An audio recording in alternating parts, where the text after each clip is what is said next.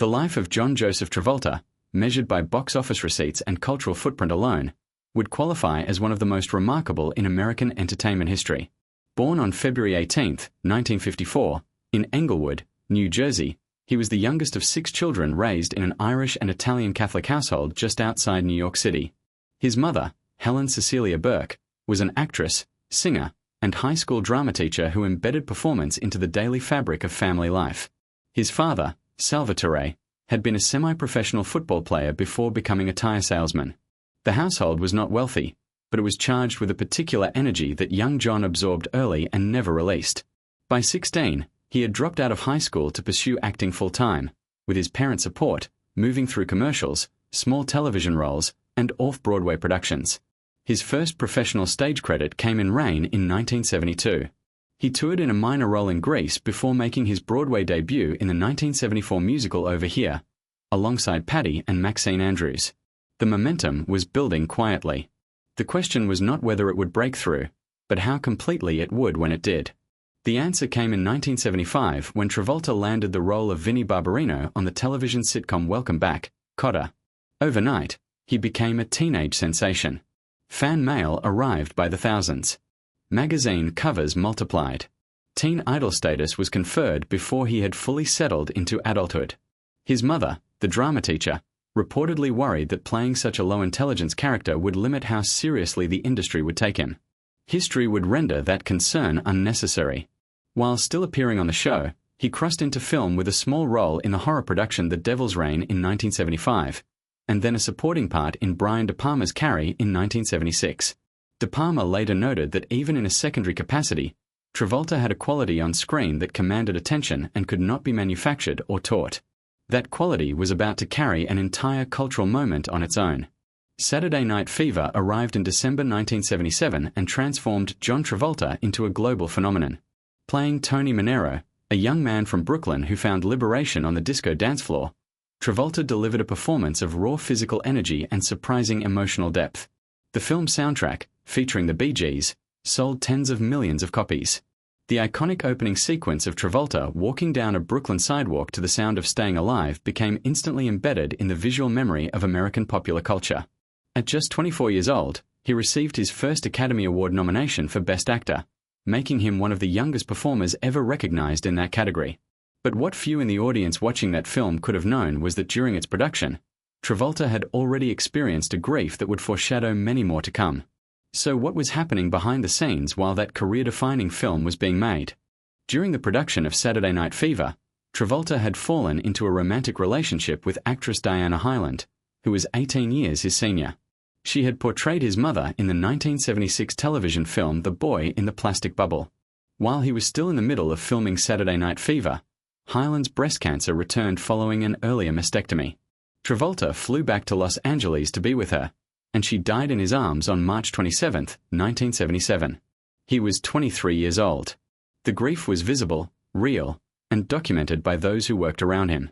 And yet the professional machinery could not pause. Grease followed in 1978, another transformative role alongside Olivia Newton-John, set in a nostalgic vision of 1950s high school life. The soundtrack topped the Billboard 200, and the film became one of the highest-grossing musicals in cinema history. His mother and his sister appeared briefly in Saturday Night Fever, while his sister Ellen played a waitress in Grease. He had also released a single, Let Her In, which peaked at number 10 on the Billboard Hot 100 in 1976. By any measure, the late 1970s belonged to him. Then came the fall. Urban Cowboy in 1980 performed reasonably well, but what followed was a cascade of failures that dismantled his standing in the industry with painful efficiency. Staying Alive, the 1983 sequel to Saturday Night Fever directed by Sylvester Stallone, was scorned by critics. Two of a Kind and Perfect landed badly. More damaging still were the roles that went to other actors. American Gigolo went to Richard Gere. An Officer and a Gentleman also went to Gere. Splash went to Tom Hanks. Each missed opportunity tightened the grip of irrelevance. By the late 1980s, even modest commercial successes like Look Who's Talking opposite Kirstie Alley in 1989 could not fully restore what had been lost. Travolta was widely regarded as a faded star, a relic of a particular cultural moment that had passed. But the professional decline, substantial as it was was not the most significant thing happening in his life during those years. What was it that had quietly taken root alongside his career and never let go? The answer began on the set of The Devil's Reign in 1975, the same year his television stardom was born. A female co-star introduced him to the book Dianetics by L. Ron Hubbard and, through that introduction, guided him toward the Church of Scientology. Travolta began taking courses at the Celebrity Center in Los Angeles, and later credited Scientology with directly helping him land the role of Vinnie Barbarino. Whether or not that connection was causal, the timing cemented his belief in the Church's influence at the most formative possible moment in his professional life. Over the following 4 decades, that relationship would shape nearly every dimension of his private existence. The Church of Scientology operates a system in which members undergo a process called auditing, a form of guided self-disclosure in which participants are encouraged to reveal deeply personal material, including sexual history, fears, and past transgressions. That material is recorded and retained by the Church. What would eventually emerge about those retained files would raise questions that Travolta has never fully answered publicly. Lawrence Wright, in his extensively researched book Going Clear, reported that rumors existed of Travolta having considered leaving the Church at various points. According to a Scientologist who spoke with Wright during his research, a member of the Church was delegated to compile a document containing all damaging material that could be used against Travolta, drawn specifically from his auditing sessions. The documentary adaptation of Going Clear described this as the mechanism through which the Church maintained the loyalty of its most prominent celebrity members. Travolta never publicly addressed those specific claims, and the Church denied them. But those claims connected directly to the most persistent questions surrounding his private life. For decades, rumors had circulated that Travolta was gay or bisexual and that his public identity as a heterosexual family man was a carefully maintained performance. The Church of Scientology holds deeply unfavorable views on homosexuality, derived from Hubbard's writings that classified same-sex attraction as a condition to be treated through auditing and other church programs. If the auditing files contained disclosures about his sexuality, the leverage they would represent was not theoretical. It was structural. In 2012, 2 unnamed male massage therapists filed separate lawsuits against Travolta, each claiming he had subjected them to misconduct and battery during massage sessions. Travolta's legal team denied all allegations and provided evidence placing him in a different city on the date alleged in at least one of the cases. Both lawsuits were voluntarily withdrawn. Separately, writer Robert Randolph published a book making detailed claims about Travolta's behavior in private settings and participated in a widely circulated Gawker article called The Secret Private Life of John Travolta. Travolta's attorney issued a lengthy denial. When Randolph later filed a defamation lawsuit against Travolta and his attorney, a Los Angeles Superior Court judge dismissed the case in September 2012. None of these episodes produced a final, documented accounting of the truth. What they produced instead was a portrait of a man under persistent scrutiny, with institutions and individuals claiming knowledge of a private life that systematically diverged from the public one. And behind all of it, a far more personal story was taking shape. In 1988, while filming the comedy The Experts, Travolta met actress Kelly Preston. They grew closer over the following years, and he proposed on New Year's Eve in 1991 during a trip to Gstaad, Switzerland. The ceremony took place in Paris in a Scientologist service, though the couple had to hold a second ceremony in Florida 2 weeks later because the Paris ceremony was not legally recognized in the United States. Her mother later told People magazine that Travolta was exactly what her daughter needed, describing him as kind, generous, and stable. The marriage began against a backdrop of professional recovery. In 1994, director Quentin Tarantino, who had admired Travolta since watching him on Welcome Back, Kotter, cast him as the hitman Vincent Vega in Pulp Fiction, putting his own early career on the line to secure the casting. The film premiered at the Cannes Film Festival, received a standing ovation, and won the Palme d'Or. Travolta received his second Academy Award nomination for Best Actor. After nearly a decade of professional diminishment, he had returned in the most spectacular fashion imaginable. What followed was a second great run that would last the better part of a decade.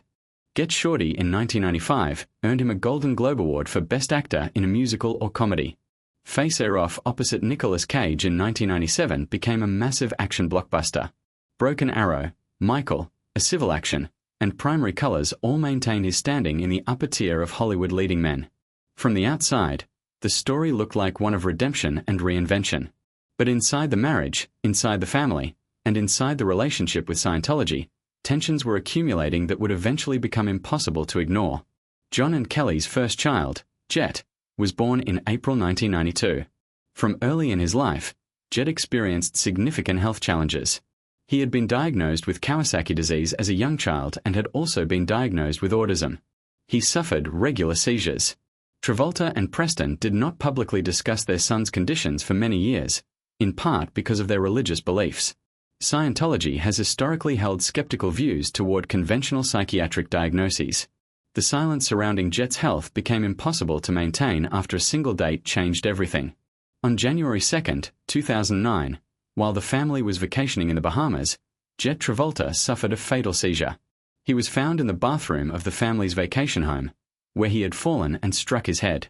He was 16 years old. In the days that followed, 3 individuals in the Bahamas were arrested in connection with an extortion plot attempting to exploit private documents related to the circumstances of Jet's death.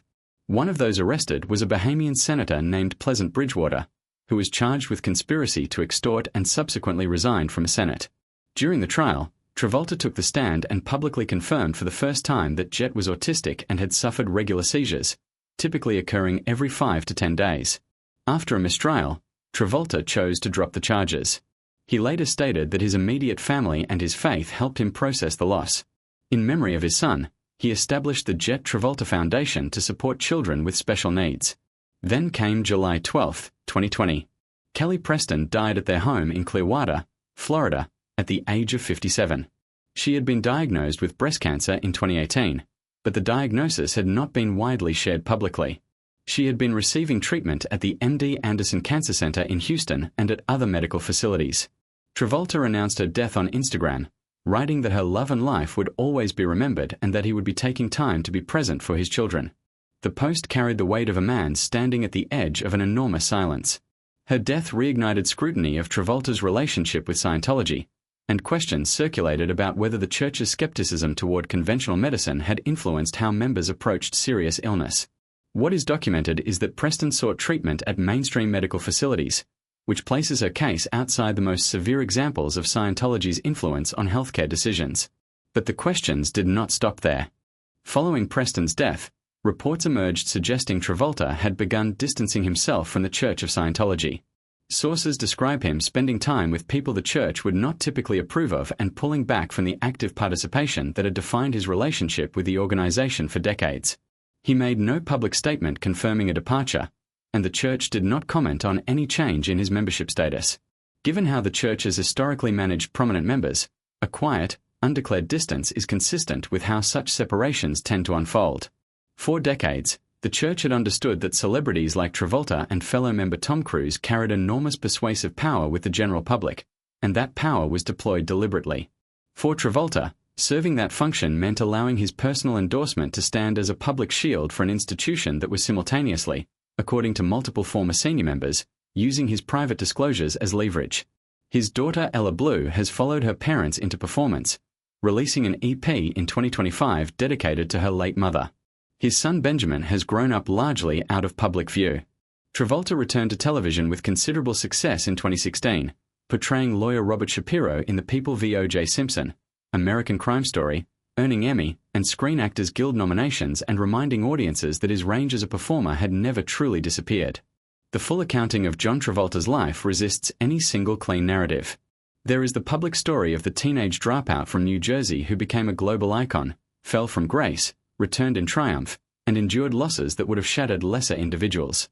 And then there is the private story, the one that ran in parallel for so long, involving a religious institution that retained knowledge of his most intimate disclosures, a sexuality that was reportedly never fully expressed in the open, a marriage that functioned as both genuine partnership and protective structure, and a series of personal tragedies that no amount of fame or faith could fully absorb.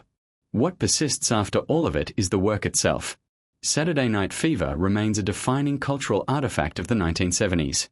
Grease is still among the most beloved musicals ever committed to film. Pulp Fiction stands as one of the most influential American films of the 20th century. Those achievements do not belong to the public version of John Travolta or the private one. They belong to the full, complicated, contradiction-laden human being who somehow inhabited both versions simultaneously for 30 years, and who now faces the question that every life eventually arrives at: what remains when the distance between who you are and who you appear to be